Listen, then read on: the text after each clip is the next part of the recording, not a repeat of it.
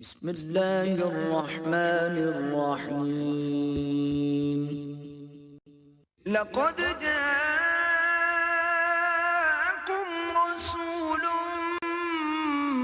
من أنفسكم عزيز عليه ما عنتم حريص عليكم بالمؤمنين رؤوف رحيم.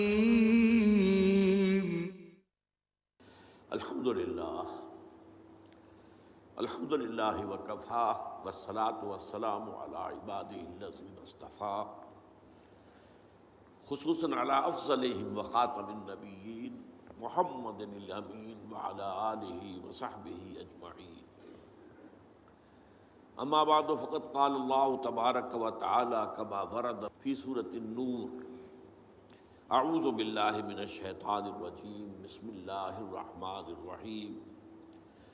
قل اطیعوا اللہ واطیعوا الرسول فإن تولوا فإنما علیہ ما حمل وعلیکم ما حملتم وإن تطیعوہ تہتدوا. وقال عز وجل كما ورد في سورة التغابن: وأطيعوا الله وأطيعوا الرسول فإن توليتم فإنما على رسولنا البلاغ المبين. صدق الله العظيم. رب اشرح لي صدري ويسر لي أمري واحلل عقدة من لساني يفقهوا قولي. اللهم ربنا ألهمنا رشدنا وأعذنا من شرور أنفسنا. اللهم أرنا الحق حقا وارزقنا اتباعه وأرنا الباطل باطلا وارزقنا اجتنابه. آمین یا رب العالمین. سب جانتے ہیں کہ ہمارے دین اسلام کی اور شریعت اسلامی کی دو بنیادیں ہیں. ایک ہے کتاب اللہ قرآن حکیم، اور ایک ہے سنت رسول صلی اللہ علیہ وسلم. جیسے کہ ہمارے کلمہ طیبہ کے دو حصے ہیں: لا الہ الا اللہ محمد رسول اللہ صلی اللہ علیہ وسلم. کلمہ شہادت جو ہمارے اسلام کی جڑ اور بنیاد ہے، اس کے بھی یہی دو حصے ہیں: اشہد ان لا الہ الا اللہ وحدہ لا شریک لہ واشہد ان محمدا عبدہ ورسولہ صلی اللہ علیہ وسلم. اب کتاب اللہ اور سنت رسول اللہ میں تھوڑا سا فرق ہے.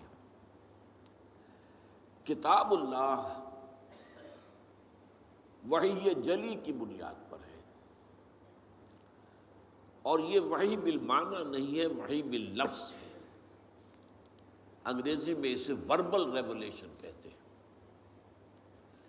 عیسائیوں کے ہاں وحی کے بارے میں یہ تصور ہے کہ وحی وربل نہیں ہوتی، بلکہ ایک مفہوم جو ہے وہ منتقل کر دیا جاتا ہے. اس مفہوم کو پھر وہ رسول اپنی زبان میں ادا کرتا ہے. تو گویا کہ الفاظ اللہ کے نہیں ہوتے. ہمارا یہ تصور نہیں ہے. وحی جلی وہ وربل ریولیشن ہے، لفظ بلفظ اللہ ہی کا کلام ہے. اور نمبر دو یہ کہ وہ بالکل محفوظ ہے، اس کے کسی ایک حرف میں بھی کسی ایک شوشے میں بھی کوئی تحریف نہیں ہوئی. اس کے مقابلے میں سنت کا معاملہ یہ ہے کہ وہ وحی خفی پر مبنی ہے. وہ بھی وحی، اس کا بھی اشارہ اللہ کی طرف سے ہے، لیکن وہ وحی باللفظ نہیں ہے، وحی بالمعنی ہے. یہ مفہوم ایک ہے جو اللہ کی طرف سے آیا، لیکن الفاظ اللہ کے رسول صلی اللہ علیہ وسلم کے. اور نمبر یہ کہ اس کی حفاظت قرآن کی طرح کی حفاظت نہیں ہے. اس معنی میں تو حفاظت ہے کہ تاریخ انسانی میں صرف ایک مثال ہے کہ کسی کے اقوال اور اعمال کی صداقت اور صحت کو پرکھنے کے لیے لاکھوں انسانوں کی سیرت و کردار کا جائزہ لیا گیا. اسماء الرجال جو علم مسلمانوں کا ہے، پوری انسانی تاریخ میں اس کی کوئی مثال ہے ہی نہیں. تو اس اعتبار سے حفاظت کی گئی ہے، حفاظت ہوئی ہے، انڈائریکٹ ہے. اس معنی میں البتہ نہیں ہے کہ لفظ بلفظ ہر شے جو ہے وہ محفوظ ہو، بلکہ یہ بھی ہے کہ حضور صلی اللہ علیہ وسلم سے ایک مجمع میں کچھ لوگوں نے باتیں سنی، پھر انہوں نے جو روایت کی تو ان میں تھوڑا تھوڑا فرق ہو گیا. اور یہ آج بھی آپ دیکھیں گے، میری کوئی بات اگر آپ جا کر لوگوں کو بتائیں گے تو ہر شخص کے بتانے میں کچھ فرق ہو جائے گا. چنانچہ جس کو کہا گیا ہے ام السنہ حدیث جبرائیل، وہ 40 میں نمبر 2 پر آئے گی. وہ اس کی ایک بہت بڑی مثال ہے کہ وہ بہت اہم حدیث ہے، بہت مشہور حدیث ہے، متواتر حدیث ہے، لیکن مختلف راویوں نے جب اسے بیان کیا ہے تو لفظی طور پر اس میں اختلاف ہے. دوسری بات یہ ہے کہ سنت اور حدیث یہ دو الفاظ علیحدہ ہیں. سنت حضور کا تعامل، حضور کا طرز عمل، یہ سنت ہے، اور حدیث اس کا ایک ریکارڈ ہے، ریٹن ریکارڈ. سنت کو معلوم کرنے کے دو ذرائع ہیں، ایک حدیث جس پر ہم گفتگو ابھی کریں گے مزید، ایک امت کا تواتر عمل. حضور کو عمل کرتے ہوئے دیکھا صحابہ نے تو آپ کی پیروی کی، آپ کی نقل کی. صحابہ کو عمل کرتے ہوئے دیکھا تابعین نے تو آپ کی ان کی پیروی کی اور ان کی جو ہے ان کے نقش قدم پر چلے. تو اس طرح ہوتا ہوتا نسل بعد نسل تواتر کے ساتھ بہت سی چیزیں ہیں جو امت میں منتقل ہوتی چلی آئی. تو یہ تواتر عمل جو ہے امت کا، یہ سنت کا علم حاصل کرنے میں دوسرا اہم اس کی سورس ہے. عام طور پر لوگ سنت اور حدیث کو مترادف سمجھ لیتے ہیں، یہ دو الفاظ مختلف ہیں، ان کا مفہوم جدا ہے. اب حدیث اور سنت یہ دونوں الفاظ جو ہیں اللہ کے لیے بھی آئے ہیں، رسول کے لیے بھی آئے ہیں. مثلا سنت اللہ التی قد خلت من قبل ولن تجد لسنت اللہ تبدیلا ولن تجد لسنت اللہ تحویلا. یہ اللہ کا قانون رہا ہے، طرز عمل رہا ہے، اللہ کا تعامل رہا ہے ان لوگوں کے بارے میں جو پہلے ہو گزرے ہیں. اور تم نہیں دیکھو گے کہ اللہ کے سنت میں، اللہ کے قانون میں، اللہ کے طرز عمل میں، اللہ کے تعامل میں کوئی فرق واقع ہو، نہ تبدیلی نہ تحویل. اسی طرح فرمایا سنت من قد ارسلنا قبلک من رسلنا ولن تجد لسنتنا تحویلا. یہ اللہ کی سنت، اللہ کا قانون، اللہ کا طریق عمل، اللہ کا طرز عمل ہے ان سب کے بارے میں جو نبیوں اور رسولوں میں آپ سے قبل گزر چکے ہیں، اور آپ اللہ کی سنت میں کہیں کوئی تبدیلی نہیں پائیں گے. تو یہ اللہ کی سنت ہے، تو رسول کی سنت اور اللہ کی سنت. اسی طریقے سے حدیث سورہ نساء میں فرمایا وَمَنْ أَصْدَقُ مِنَ اللَّهِ حَدِيثًا. قرآن کیا ہے؟ یہ حدیث اللہ ہے، اللہ کی بات ہے، اور تم نہیں پاؤ گے اللہ سے بڑھ کر کوئی سچا اپنی حدیث میں. اللہ کی حدیث سے بڑھ کر سچی اور کون سی حدیث ہو سکتی ہے؟ اسی طرح فرمایا گیا فَبِأَيِّ حَدِيثٍ بَعْدَهُ يُؤْمِنُونَ. اس حدیث کے بعد یعنی حدیث اللہ قرآن مجید کے بعد اگر یہ اس پر ایمان نہیں لا رہے تو پھر اور کس پر ایمان لائیں گے؟ کیا قرآن سے آگے بھی کوئی بات آنے والی ہے؟ یہ تو ویسے بھی آخری کتاب ہے، اور واقعہ یہ ہے کہ حرف آخر ہے. اسی طرح حدیث کے لیے، حضور کے لیے لفظ آیا ہے وَإِذْ أَسَرَّ النَّبِيُّ إِلَىٰ بَعْضِ أَزْوَاجِهِ حَدِيثًا. ایک واقعے کا ذکر کرتے ہوئے جب نبی صلی اللہ علیہ وسلم نے اپنی ازواج میں سے بعض کے پاس اپنی ایک حدیث، اپنی ایک بات بطور راز رکھی، تو سنت کا لفظ بھی سنت اللہ، سنت رسول، حدیث اللہ، حدیث الرسول صلی اللہ علیہ وسلم. اب چلیے حدیث کسے کہتے ہیں؟ دو موٹے الفاظ یاد کر لیجئے. حدیث دو طرح کی چیزوں پر مشتمل ہے. ایک اخبار کہلاتے ہیں، خبر کی جمع اخبار. ایک آثار کہلاتے ہیں، اثر کی جمع آثار.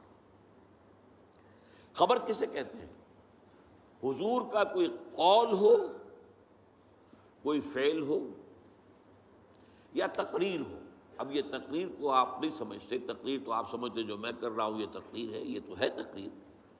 اصل میں تقریر یہاں اس کے معنی کیا ہے کہ کوئی کام حضور کے سامنے کیا گیا اور آپ نے روکا نہیں، برقرار رکھا، تو اسے ایک سند حاصل ہو گئی۔ جب حضور کے سامنے کام کیا، آپ نے دیکھا اور آپ نے منع نہیں کیا، روکا نہیں، کہا جائز ہے، تو یہ گویا کہ ایک سند ہو گئی کہ حضور کی طرف سے ایک طرح کی اس کو منظوری جو ہے امپلائڈ، حضور کی طرف سے ریکگنیشن حاصل ہو گئی۔ تو حضور کے اقوال، حضور کے افعال، حضور کی تقریر، یہ کہلاتے اخبار، خبر کی جمع اخبار۔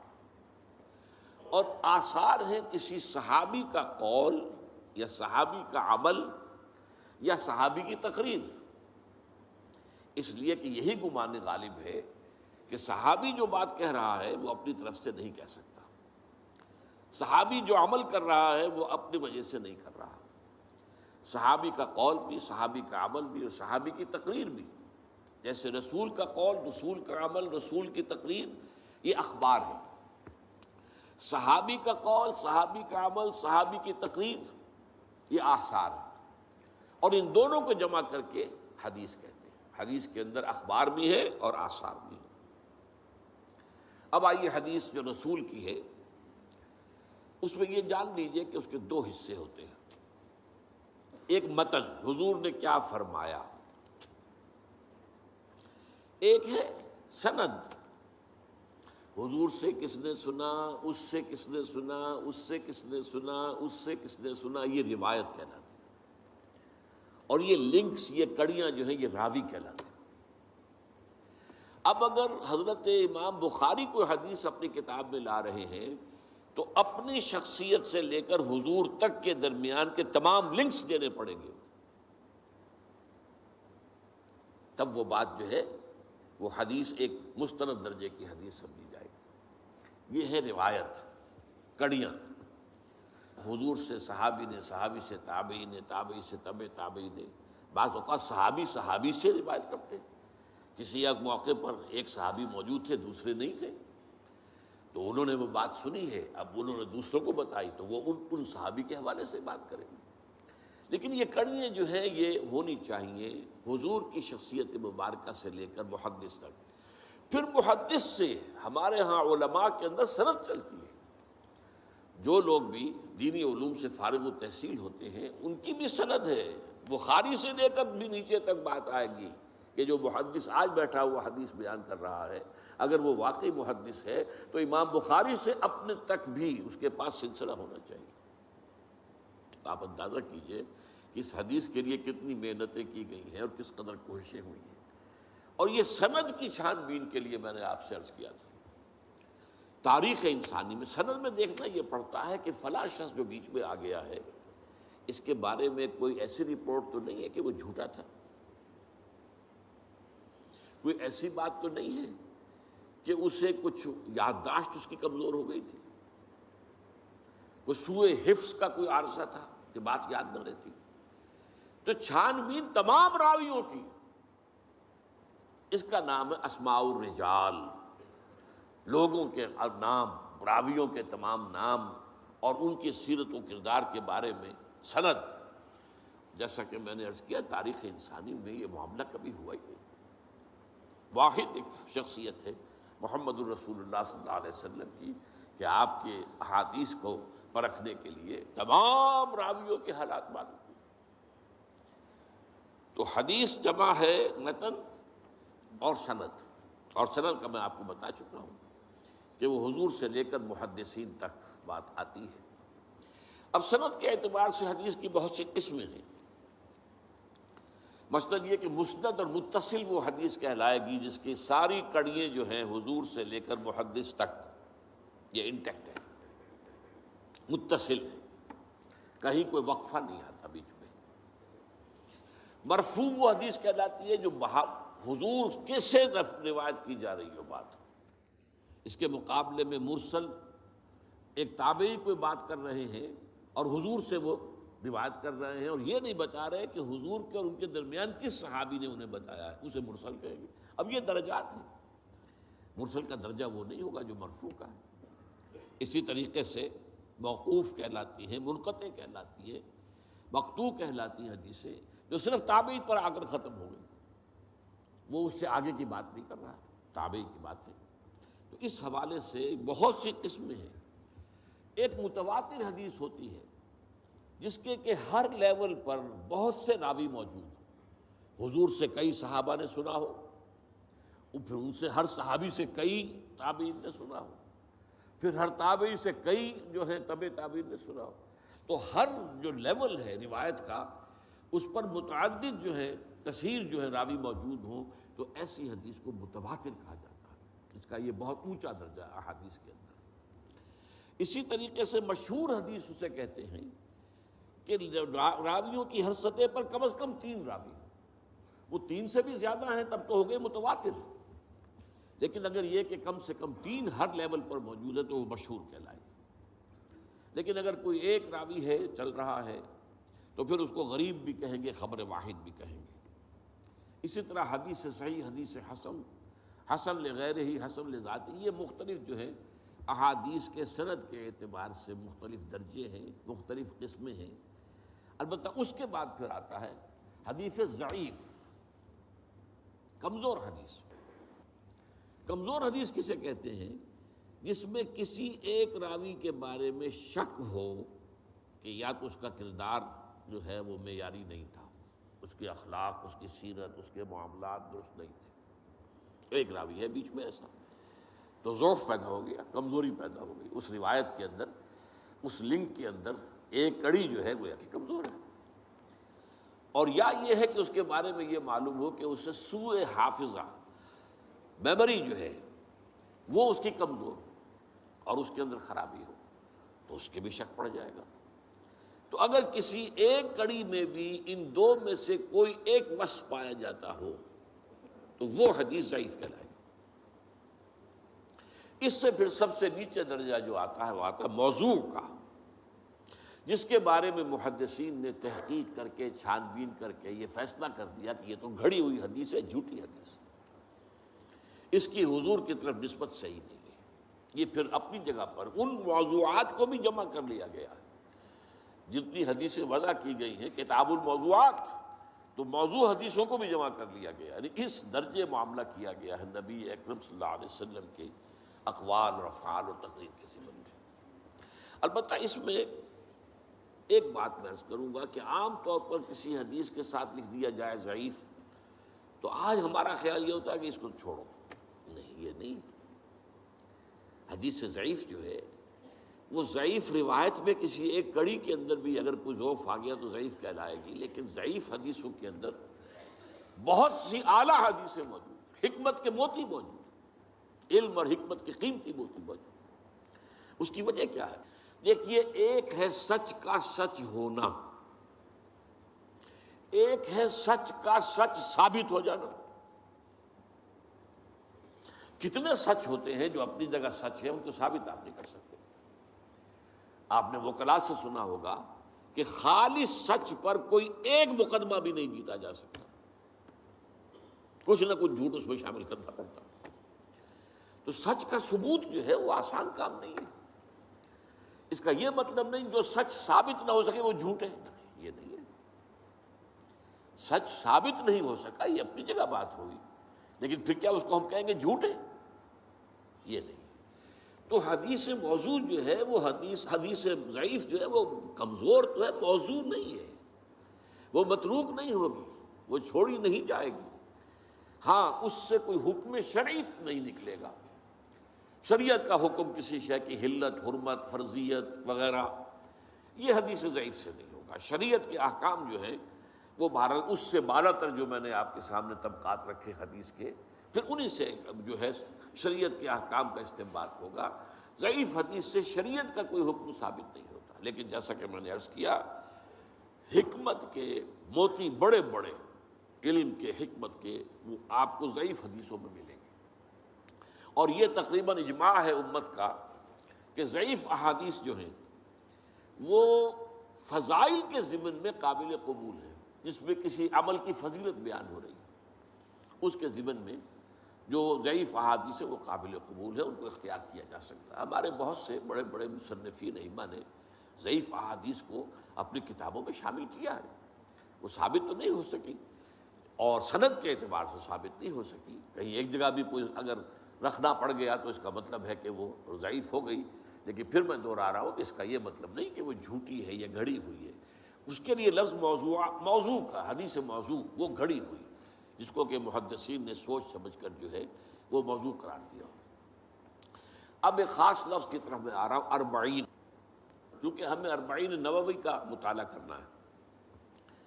حضور کی ایک حدیث ہے جو اگرچہ ضعیف ہے، جس کے ضعیف ہونے پر سب کا اجماع ہے. حالانکہ نوٹ کیجئے اس حدیث کے راویوں میں صحابہ کے نام آتے ہیں: حضرت علی، حضرت عبداللہ ابن مسعود، حضرت معاذ ابن جبل، حضرت عبداللہ ابن عمر، حضرت ابو الدرداء، حضرت عبداللہ ابن عباس، حضرت انس ابن مالک، حضرت ابو ہریرہ، حضرت ابو سعید خدری رضی اللہ تعالی عنہم اجمعین. اتنے صحابہ سے شروع ہوئی، لیکن آگے لنک ٹوٹ رہے ہیں.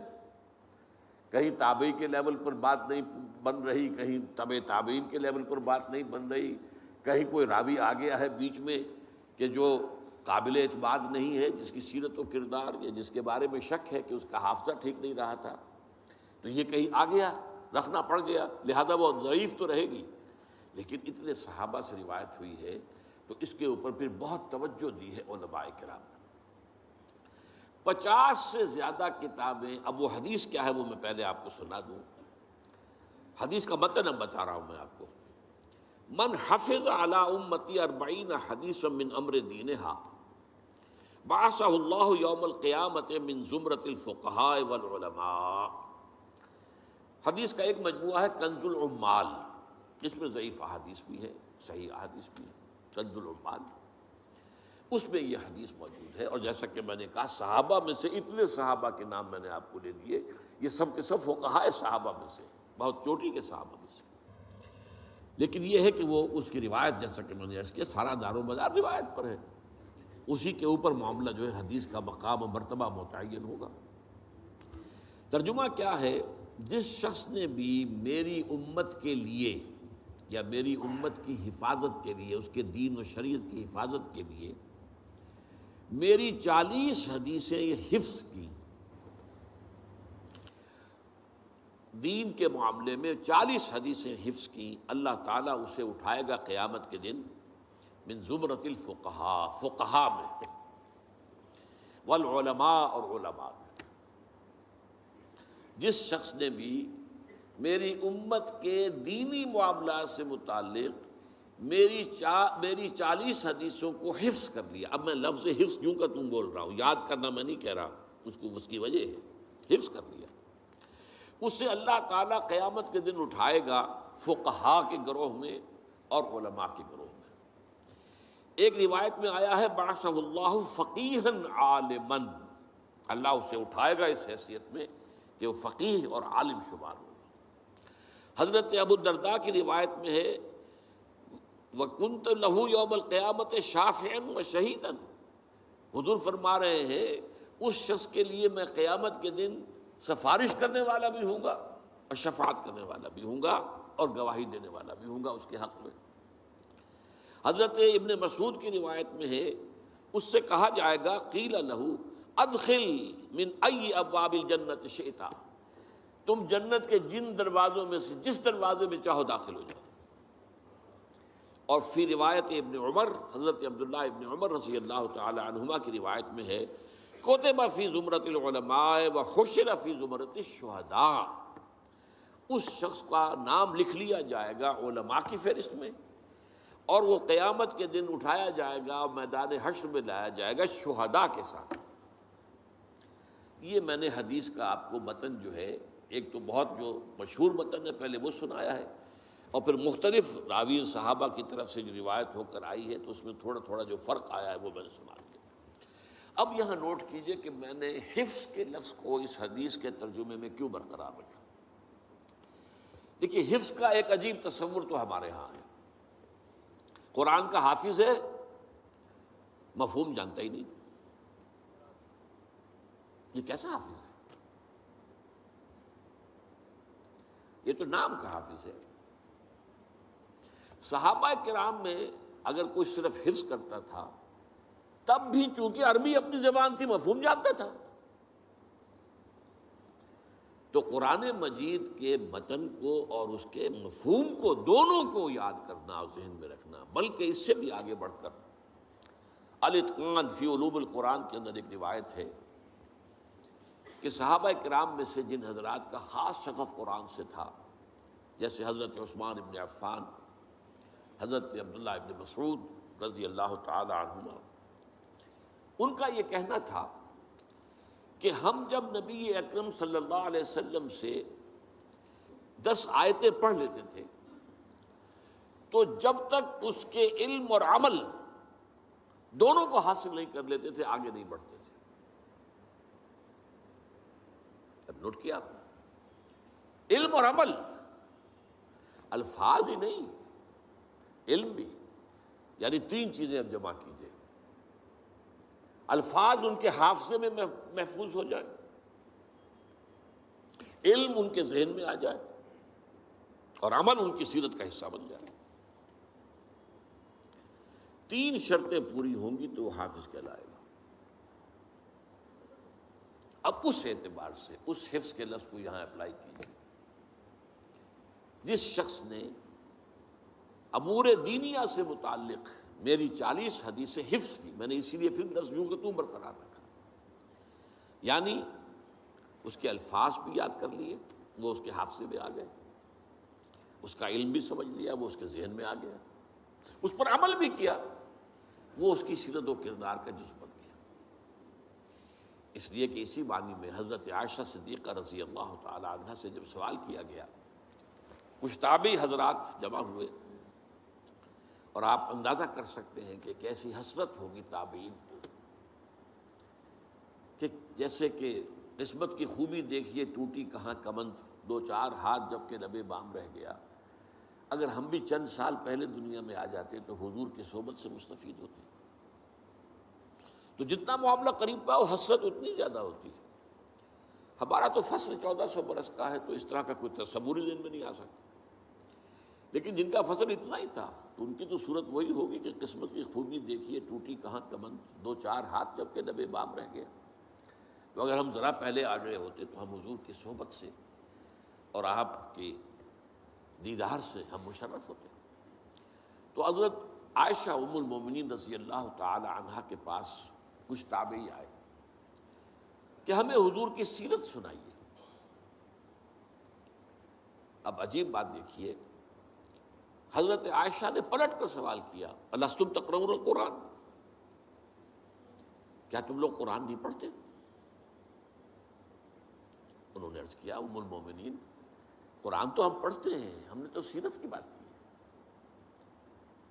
حضرت ام المومنین حضرت عائشہ صدیقہ، اور یہ جان لیجیے ان کا شمار بھی فقہائے صحابہ میں ہے، چوٹی کے فقہا میں حضرت عائشہ صدیقہ.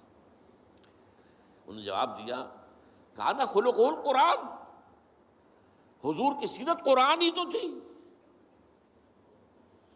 یعنی قرآن متلو ہے، تلاوت کیا جاتا ہے، الفاظ اور حروف کی شکل میں تمہارے سامنے. وہ قرآن مجسم تھے، قرآن ان کی رگ و پے میں سرایت کر گیا تھا، قرآن ان کی پوری شخصیت اس کا جزو لازم بن گیا تھا. تو کھانا خلق اور قرآن. اور ویسے بھی آپ دیکھیں قرآن مجید کے اندر جب آپ پڑھیں گے تو بہت سی صورتیں جو ہے وہ تو معلوم ہوتا سیرت کے ابواب ہیں. سورہ انفال پڑھیے، یہ غزوہ بدر کا بیان ہے شروع سے آخر تک. یہ ایک باب ہے سیرت النبی کا. آل عمران کا بڑا حصہ جو ہے وہ غزوہ احد پر مشتمل ہے. اسی طریقے سے سورہ توبہ کا بڑا حصہ جو ہے غزوہ تبوک سے متعلق ہے. اس حوالے سے بھی سیرت بنتی ہے، لیکن یہ کہ وہاں اس مفہوم جو ہے بہت مختلف ہے کہ قرآن کی جملہ تعلیمات اس کو مجسم شکل میں دیکھنا ہو تو محمد صلی اللہ علیہ وسلم. تو تم قرآن پڑھو، اسی کے آئینے میں تمہیں محمد صلی اللہ علیہ وسلم کی سیرت نظر آ جائے گی. اچھا، اب یہ جو حدیث میں نے آپ کو سنائی ہے، جیسا کہ میں نے عرض کیا، اس پر اجماع ہے کہ یہ ضعیف ہے، لیکن اس کے ساتھ اشتغال جسے کہتے ہیں، اس کے ساتھ دلچسپی، اس کے ساتھ معاملہ، اس کا پڑھنا پڑھانا، 50 سے زیادہ ائمہ دین اور علماء نے ان کا مجموعے 40 حدیثوں کے اپنے مرتب کیے، لہذا یہ کیٹیگری بن گئی الاربعون، 40 حدیثیں فلاں کی، 40 حدیثیں فلاں کی، 40 حدیثیں شاہ ولی اللہ دہلوی رحمۃ اللہ علیہ وغیرہ وغیرہ۔ اس سے پہلے بھی ہمارے بڑے سلف کے اندر نہ معلوم کتنے لوگوں نے 40 مرتب کی، اور بہت سے لوگوں نے پھر صرف مرتب ہی نہیں کی ہیں، ان کی شروح لکھی ہے۔ اب اس میں نوٹ کیجئے کہ یہ جو کتاب ہم پڑھیں گے اس کے مرتب کرنے والے امام نووی ہیں۔ نووہ ایک قصبہ تھا دمشق کے قریب، ان کا پورا نام ہے امام یحییٰ بن شرف الدین نووی۔ 631 ہجری میں پیدا ہوئے ہیں اور 676 ہجری میں فوت ہو گئے، یعنی میں نے جب حساب لگایا تو کل 45 برس ان کی عمر ہوئی، لیکن وہ حدیث کے بہت بڑے فاضل۔ یہ تو ایک مختصر مجموعہ ہے جو ہم پڑھیں گے، لیکن یہ ہے کہ ان کی ایک بڑی کتاب ہے ریاض الصالحین، وہ بہت مقبول ہے، بہت مقبول ہے، بہت مقبول ہے۔ اور تمام 40 جو مرتب کیے گئے ان میں سب سے زیادہ مقبول اور مشہور یہ امام نووی کی 40۔ اصل میں 40 نہیں، لفظ 40 ہے، الاربعون النوویہ، لیکن اردو میں ہم فارسی ترکیب سے، آپ بھی جب دیکھیں کہ کتاب چھپ کر آپ کے سامنے آئے 40 نووی، تو یہ فارسی ترکیب کے اعتبار سے اس میں زیر لگا ہوا آپ پائیں گے، تو وہ اصل میں عام فہم کرنے کے لیے جو ہمارے اردو دان لوگوں کے لیے، تو یہ جو ہے یوں سمجھیے کہ حضور صلی اللہ علیہ وسلم کے تقریباً 600 برس بعد ان کی پیدائش ہے، 631 ہجری، جبکہ حضور کا انتقال ہے سن 11 ہجری، تو 620 برس کا فصل ہے، اور 676 میں ان کا انتقال ہے۔ ان کی کتاب ہے 40 نووی جو انشاءاللہ ہم مطالعہ کریں گے۔ اب جو چند منٹ ہمارے پاس باقی ہیں میں اس میں آپ کے سامنے یہ عرض کر دوں، اس وقت دنیا میں 2 فتنے بہت عظیم ہیں، اور بدقسمتی سے دونوں کو بڑا فروغ حاصل ہو رہا ہے، اور دونوں کے تعلق حضور صلی اللہ علیہ وسلم کی شخصیت سے۔ ایک ہے ختم نبوت کی مہر توڑنے والا فتویٰ، نئی نبوت کا دعویٰ۔ یہ ہمارے اس دور میں کچھ عرصے پہلے ایران میں ایک شخص بہاؤاللہ اٹھا، اور بہائی آج بھی دنیا میں موجود ہے، اور مسلمان ممالک میں موجود ہیں، اور ان کے جو ہے وہ اپنے دفاتر ہوتے ہیں، ان کے جو ہے لائبریریز ہوتی ہیں، ان کے ریڈنگ رومز ہوتے ہیں، اور ویسٹ میں تو بہت بہاؤاللہ بہائی، یہاں تو آپ زیادہ واقف ہیں، لیکن اس کے بعد جو بہت بڑا فتنہ اس وقت ہے جسے مسلسل فروغ حاصل ہو رہا ہے ابھی، اور اسے وہ اپنی صداقت کے دلیل کے طور پر استعمال کر رہے ہیں، کیونکہ پوری مغربی دنیا ان کے پشت پر ہے، وہ ہے قادیانیت کا فتنہ، پوری مغربی دنیا۔ آج آپ کو معلوم ہے پورا مغرب لفظ جہاد سے کانپتا ہے، جہاد کو گالی بنا دیا، جہادسٹ، یہ گویا کہ ان کے نزدیک کسی کو کنڈیم کرنا ہو تو جہادسٹ ہے یہ، تو یہ جہاد، اس جہاد یعنی قتال کی نفی کی تھی غلام احمد قادیانی نے، اسی لیے انگریزوں کا چہیتا بنا تھا، اس لیے کہ ظاہر بات ہے کہ ہندوستان میں انگریز آ تو گیا تھا، لیکن اس نے یہ نوٹ کر لیا تھا کہ مسلمانوں کے اندر تو جراثیم موجود ہے بغاوت کے، مسلمانوں نے دل سے ہمیں تسلیم نہیں کیا، اس کی وجوہات تھی۔ ایک بات تو یہ تھی کہ مسلمانوں سے تو تم نے حکومت چھینی، ہندو تو پہلے مسلمان کا غلام تھا، اب تمہارا ہو گیا، تو ہندو کے لیے تو معاملہ چینج آف ماسٹرز کا تھا، آقا بدل گئے، یہ تو نہیں کہ وہ حاکم سے محکوم بنایا گیا ہو، جبکہ مسلمان حاکم سے محکوم بنائے گئے تو ان کے اندر تو لازماً ایک بدلہ لینے کا جذبہ، انتقام کا جذبہ، اپنا کھویا ہوا مقام حاصل کرنے کا جذبہ جو ہے وہ موجود تھا۔ چنانچہ یہی وجہ ہے کہ حضرت سید احمد شہید بریلوی رحمۃ اللہ علیہ کی تحریک چلی، اگرچہ بہرحال مشیت ایز دی، اور کچھ ان کی بھی اجتہادی غلطی سے وہ ناکام ہو گئے، دنیاوی اعتبار سے بالا کوٹ میں شہید ہو گئے، لیکن یہ ہے کہ اس نے ایک سور پھونک دیا تھا مسلمانوں کے اندر جہاد کا۔ ان کے بعد بھی طویل عرصے تک اس علاقے کے اندر انگریزوں کے خلاف جو ہے وہ جہاد جاری رہا ہے، مسلسل جاری رہا ہے۔ اور اس کے بعد آپ کو معلوم ہے کتنے ہی علماء تھے جو پھانسی چڑھائے گئے ہیں، جن کو جو ہے کالا پانی بھیجا گیا ہے کہ علماء نے اس کو جو ہے دارالحرب قرار دے دیا، اور دارالحرب کے اندر رہتے ہوئے مسلمان کے لیے فرض ہوتا ہے کہ وہ اس دارالحرب کو جو دارالاسلام بنانے کی جد و جہد کرے۔ یہی وجہ ہے کہ 20ویں صدی کے آغاز تک بھی ہمیں سراغ ملتا ہے وہ ریشمی رومال کی تحریک۔ میرے نزدیک جو 14ویں صدی ہجری کے جو مجدد تھے حضرت شیخ الہند رحمۃ اللہ علیہ اسیر مالٹا، ان کی ریشمی رومال تحریک جو تھی وہ یہی تھی، ایک تدبیر تھی، بہرحال وہ نہیں چلی، ناکام ہو گئی، یہ دوسری بات ہے۔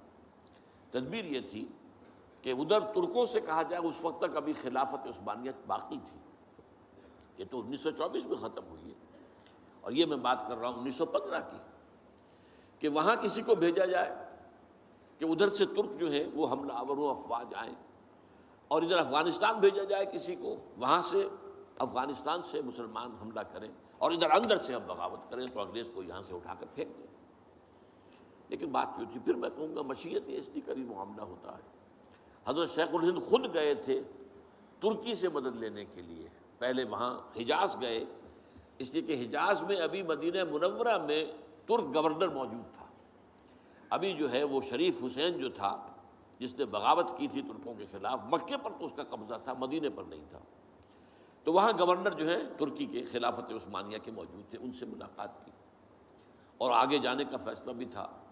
لیکن اسی اثنا میں مخبری ہو گئی، اور شریف حسین والی مکہ نے، جس کی یہ نسل ابھی تک چل رہی ہے، یہ جو اردن کا بادشاہ بیٹھا ہوا، یہ اسی کا پڑ پوتا سمجھ لیجئے، یا پڑ پوتا یا سگڑ پوتا، یہ وہ نسل ہے ہاشمی، ہاشمائٹ۔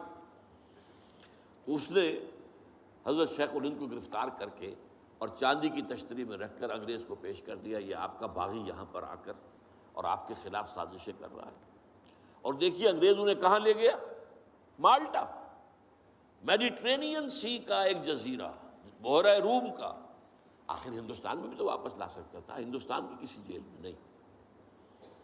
اقبال کے نفس سے ہے لالے کی آگ تیز، ایسے غزل سرا کو چمن سے نکال دو، تو وہاں رکھا ہے انہیں 4 سال وہاں پر وہ، اور ٹی وی جو ہے وہ اپنی آخری حد کو پہنچی ہے تو چھوڑا ہے کہ ہماری اگر قید کے اندر یہ انتقال ہو گیا ان کا تو پھر طوفان اٹھ جائے گا۔ تو ایک فتنہ تو یہ ہے جو ختم نبوت کا، چونکہ اس قتال کے خلاف فتویٰ دیا تھا، دین کے لیے حرام ہے اب دوستو قتال، قتال فی سبیل اللہ ختم ہو گیا، لہذا انگریزوں نے ان کا چہیتا بنا، اور ان کے فتنے آج بھی پورا ویسٹ جو ہے، یورپ میں، امریکہ میں، انگلینڈ میں آج کل ان کا مرکز ہے، اور ان کے خطبے جو ہیں اس کے امام جو کہلاتا ہے خلیفہ، وہ آپ کو معلوم ہے کہ وہ سیٹلائٹس کے اوپر جو ہے وہ نشر ہوتا ہے۔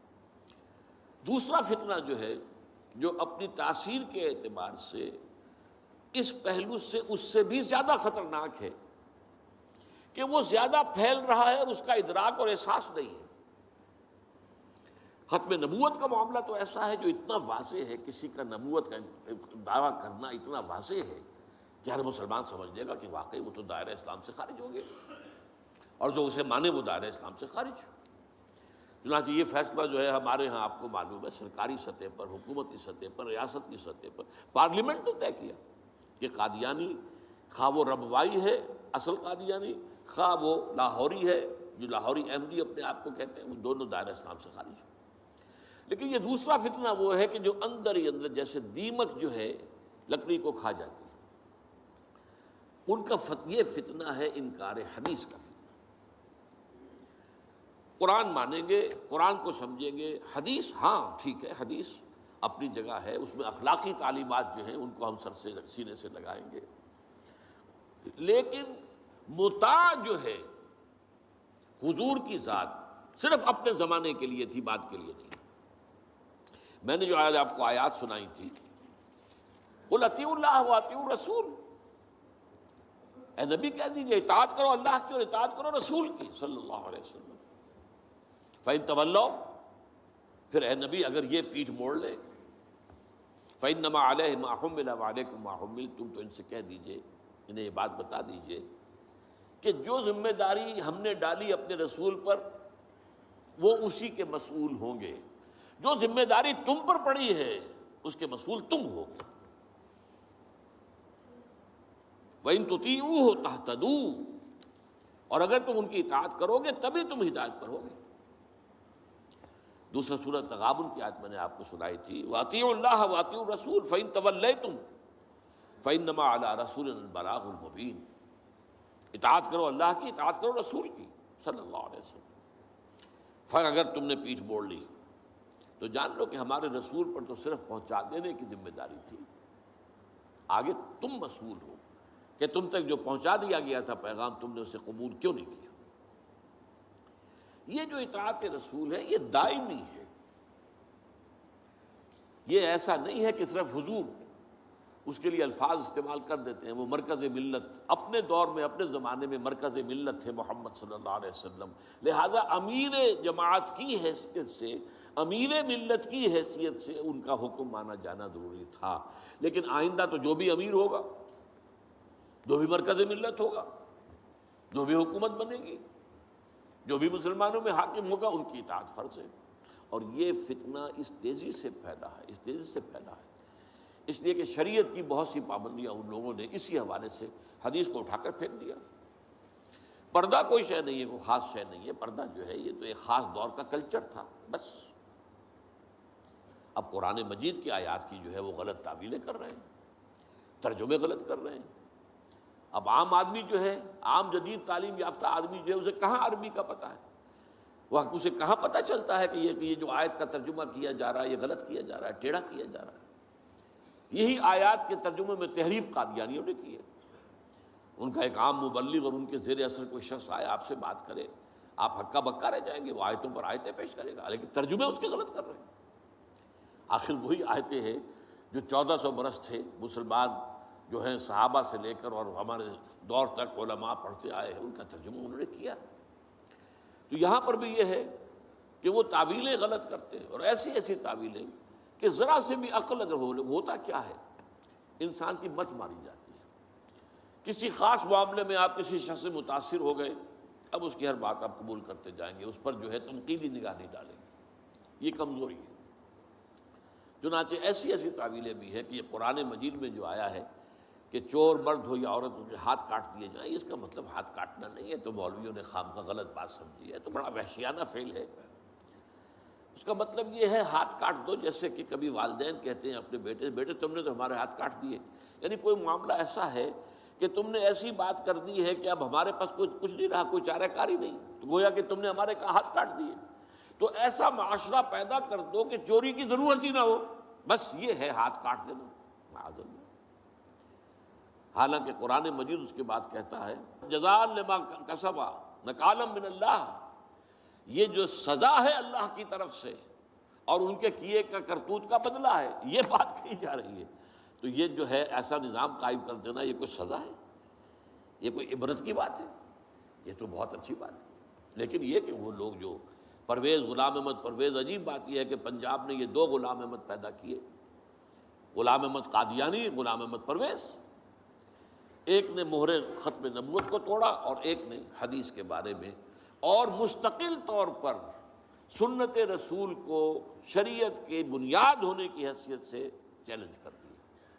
اور یہ فتنہ میں آپ سے عرض کر رہا ہوں، آج چونکہ جیسے قادیانیوں کو پوری مغرب کی سپورٹ ہے، ایسے اس فتنے کو بھی، کیونکہ وہ کلیش آف سویلائزیشن میں اسلامی تہذیب کو ختم کرنے کے درپے ہو گئے ہیں، اور اسلامی تہذیب کا اور شریعت کا دار و مدار اکثر و بیشتر تو حدیث پر ہے، سنت پر ہے.